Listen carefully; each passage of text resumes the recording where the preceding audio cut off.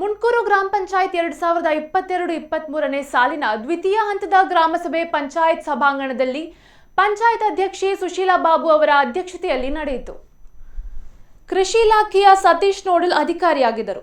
ಸಂಕಲಕರಿಯಾದ ಉಗ್ಗಿದಬೆಟ್ಟು ಹಾಗೂ ಕೃಷ್ಣಬೆಟ್ಟು ನಿವಾಸಿಗಳ ನಡುವೆ ಮರಳುಗಾರಿಕೆ ಹಾಗೂ ರಸ್ತೆ ಅಗೆತದ ಬಗ್ಗೆ ಭಾರೀ ಮಾತಿನ ಚಕಮಕಿ ನಡೆಯಿತು. ಪಂಚಾಯತ್ ಮಾಜಿ ಸದಸ್ಯ ಸೋಮನಾಥ್ ಪೂಜಾರಿ ಉಗ್ಗಿದಬೆಟ್ಟು ನಿವಾಸಿಗಳ ಪರವಾಗಿ ಮಾತನಾಡಿ, ಶಾಂಭವಿ ನದಿಯಿಂದ ಪ್ರಕಾಶ್ ಸಾಪಳಿಗೆ ಎಂಬುವರು ಮರಳು ಪರವಾನಿಗೆ ಮಾಡಿದ್ದು, ಮರಳು ಸಾಗಾಟದ ವಾಹನಗಳಿಂದಾಗಿ ರಸ್ತೆ ಹಾಳಾಗುತ್ತಿರುವುದಲ್ಲದೆ ರಸ್ತೆಯ ಬದಿಯಲ್ಲೇ ಅಂಗನವಾಡಿ ಕೇಂದ್ರ ಇರುವುದರಿಂದ ತೊಂದರೆ ಆಗ್ತಾ ಇದೆ.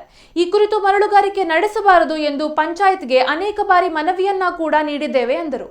ಮರಳು ಪರವಾನಿಗೆಯವರ ಪರವಾಗಿ ಕೃಷ್ಣಬೆಟ್ಟುವಿನ ರಿಚರ್ಡ್ ಮಾತನಾಡಿ, ನಾವು ಅಕ್ರಮವಾಗಿ ಮರಳುಗಾರಿಕೆ ಮಾಡುತ್ತಿಲ್ಲ, ಪಂಚಾಯತ್ ಪರವಾನಿಗೆಯಿಂದ ಮರಳುಗಾರಿಕೆ ಮಾಡುತ್ತಿದ್ದೇವೆ ಎಂದು ಹೇಳಿಕೆ ನೀಡಿದರು. ಹಲೋ,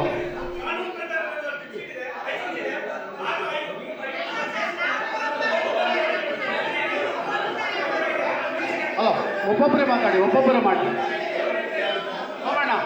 ಒರಿಯರಿಯ ಪಾತ್ರೆ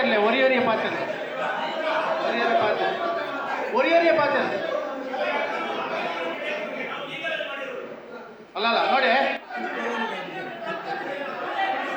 ಹಲೋ, ಹೋಗೋಣ. ಒರಿಯರಿ ಒಬ್ಬೊಬ್ಬರೇ ಮಾತಾಡಿ. ಅದರ ಮುಂದೆ ನಾವು ತೀರ್ಮಾನ ತಗೊಳ್ತೇವೆ.